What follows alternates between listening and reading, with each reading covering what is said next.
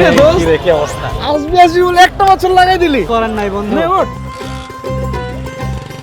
আরে semester final, internship, চাকরি সব মিলে একটা বছর করতে গিয়ে তোর কাছে টেরই পাইনি। তোর কথা বল, ভাবি কেমন আছে? গাবি? কিসের গাবি?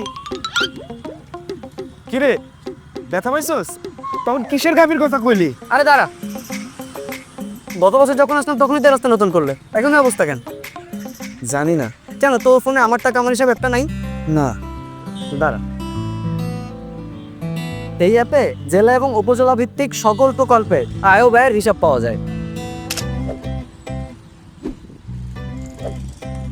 আমি এখনই এই অ্যাপ দিয়ে সকল অভিযোগ সংশ্লিষ্ট কর্তৃপক্ষের কাছে জানিয়ে দিচ্ছি। এখন আর দুর্নীতি করে কেউ পার পাবে না, বুঝছিস? সকল আয় ব্যয়ের হিসাব থাকবে। তাহলে তো খুবই ভালো। এভাবেই আমরা নিজেরাই বাংলাদেশের আয় ব্যয়ের প্রতি সচেতন হব। নিশ্চিত হবে স্বচ্ছতা ও জবাবদিহিতা। আগামী নির্বাচনে দাঁড়িপাল্লার পক্ষে দেওয়া আপনার ভোটেই তৈরি হবে জবাবদিহিতামূলক ও দুর্নীতিমুক্ত বাংলাদেশ।